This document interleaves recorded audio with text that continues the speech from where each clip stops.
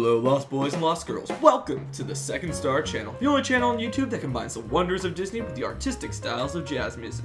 This week's video is another in the series that I'm calling Amusing History, a monthly series that covers one of Disney's rides along with its rich history, all while providing some fun facts. This new year, we Disney fans see a lot of changes in the parks, beginning first with the removal of Disney California Adventure's most recognizable ride.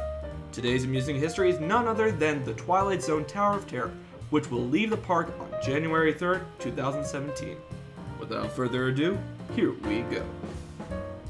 The Twilight Zone Tower of Terror, commonly referred to as the Tower of Terror, is an accelerated drop tower dark ride located at Disney's Hollywood Studios, Disney California Adventure, Tokyo Disney Sea, and Walt Disney Studios Park.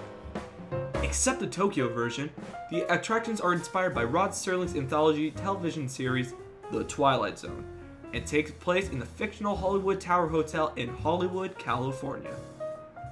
The original version of the attraction opened at Disney's Hollywood Studios at Walt Disney World in July 1994. A decade later, Disney began plans to add similar versions of the attraction to the newest parks at Disney California Adventure, Tokyo Disney Resort in Japan, and Disneyland Resort Paris. In California and Paris, Disney sought to use a popular attraction to boost attendance at the respective resorts' struggling new theme parks. The California and Tokyo versions of Tower of Terror opened in 2004 and 2006 respectively, while financial problems delayed the opening of Paris version until 2008. The Tower of Terror is one of the largest buildings at each of the Disney resorts. At the Disneyland Resort, the 183-foot structure, that's 58.5 meters for all you European lost folks, is the tallest attraction at Disney California Adventure, as well as one of the tallest buildings in Anaheim. While similar in concept and theme to original attraction in Florida, the attraction version at Disney California Adventure, which opened in 2004 at the Disneyland Resort, features some significant differences. The exterior of Disney California Adventure's towers has architectural features reminiscent of Pueblo Deco styles found through Southern California during the golden age of Hollywood in the 1920s. The California version also has slightly different queue. The boiler room scene in the queue has 2 floors instead of the original 1 floor in the Florida concept. The 2 floors allow for 1 elevator and 1 shaft to have guests on ride, while the other elevator of the same shaft is loading guests. There are 3 elevator shafts in the Disney California Adventure version, with 2 elevators per shaft for a total of 6 elevators operating at once. The Tower of Terror in Disney California Adventure is chock full of Twilight Zone Easter eggs. In an effort to be true to the spirit of Twilight Zone, Disney Imagineers reportedly watched every episode of the original television show at least twice. Here are some of the Easter eggs. In the Hollywood Tower Hotel's lobby at California Adventure, there is a door with 22 in brass numbering. This is a reference to the episode 22. In the lobby of the hotel at California Adventure and Walt Disney Studios Paris, on a couch sits a dusty old doll. Some say the doll is supposed to be Talkie Tina from the Twilight Zone episode Living Doll, but others say it's Sally Shine, the little girl in the pre-show and ride experience from the 1997 movie Tower of Terror. Others think the doll is simply a Shirley Temple doll. Those who think the doll is Shirley Temple doll are correct. It is in fact a Shirley Temple doll, despite reasonable suspicion that it is a Twilight Zone reference. Talkie Tina can be found in the library of Disney's Hollywood Studio version in Florida. The archival footage of Rod Serling used in the Q pre-show is taken from the episode It's a Good Life. Following the Twilight Zone television opening sequence, Rod Serling's opening lines in the introduction video during the Q are as follows. Tonight's story on the Twilight Zone is somewhat unique and calls for a different kind of introduction. This, as you may recognize, is in the original episode, It's a Good Life, Rod Serling says, is a map of the United States. In the Tower of Terror opening lines, he says, is a maintenance service elevator, still in operation, awaiting for you. Mark Silverman provided the entire voice impersonation of Serling for this dialogue sequence for both the Walt Disney World and California Adventure versions of the ride. At all rides beside Tokyo's, the pre-show includes a little girl holding a Mickey Mouse plush toy. One may notice that she is still holding it on the hallway scene. At California Adventures, there's a picture behind the counter in the gift shop that is said to be of Walt Disney at Tip Top Club Party, holding a Mickey Mouse plush toy as well. Outside the libraries at California Adventure, in the glass case adjacent to the doors, there is a gold thimble accompanied by a card that reads, "Looking for a gift for Mother? Find it in our gift shop." This is a reference to the Twilight Zone episode, The After Hours. At California Adventure, envelopes with the names Rod Serling and Victoria West can be found in both libraries, near the sliding wall, a reference to the episode A World of His Own. In Library 1, it sticks out at the top of the green books. In Library 2, it sits in front of the books. The green books contains titles of selected Twilight Zone episodes. Other books and libraries are in various languages from around the world, including German and Danish. The trumpet from A Passage for Trumpet can be seen in the display while exiting the libraries. The queue at both the California Adventure and the Paris venues features a reference to the Twilight Zone episode Little Girl Lost. Chalk marks on the walls are in the same style that they were in the episode when trying to find where the portal to find the girl was. This can be found in the upper level of the boiler room next to the attraction warning signage at each of the two venues. Periodically, the girl's voice can be heard calling out for help from the wall and from the radios around the boiler room.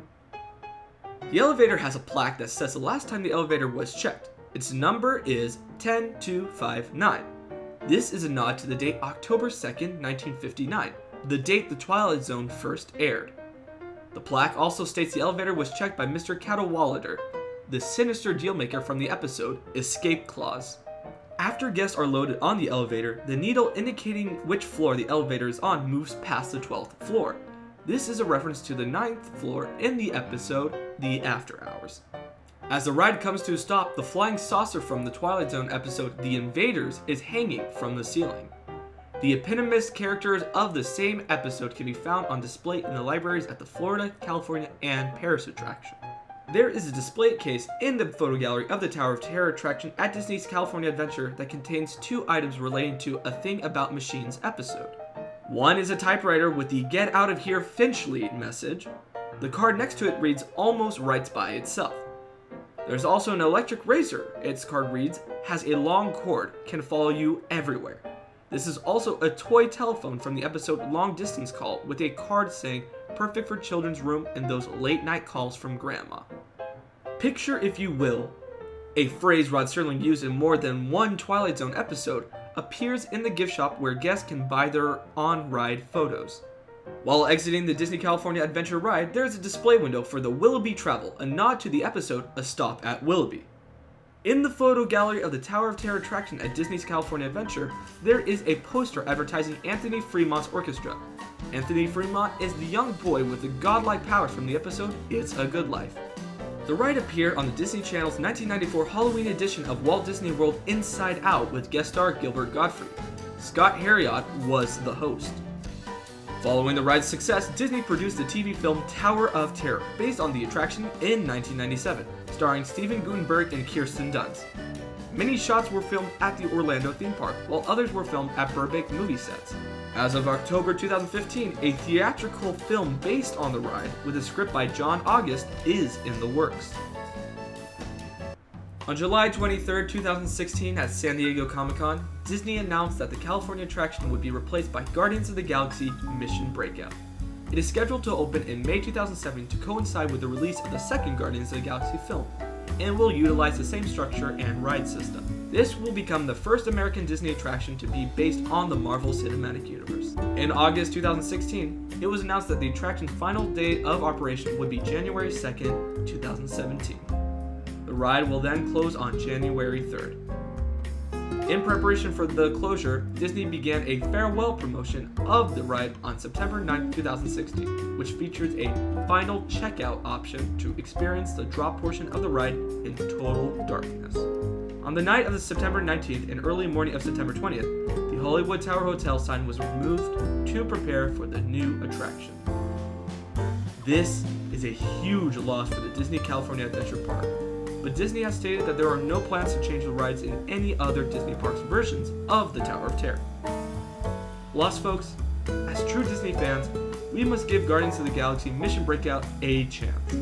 It is a bittersweet departure that we take from the Tower of Terror, but I don't doubt that Guardians of the Galaxy Mission Breakout will do the attraction justice. The Tower of Terror will be sorely missed, and we will never forget our journey through the Twilight Zone. And there you have it, Lost folks. Hopefully you enjoyed this in-depth history on the mysteries of the Tower of Terror. What other Disney park attractions and their history should I cover? Let me know in the comments section. If you like this video, please give it a thumbs up. To stay in the loop and be informed on all history and fun facts Disney related, make sure to hit that subscribe button. Until next time, keep on flying. Second star to the right, and straight on till morning.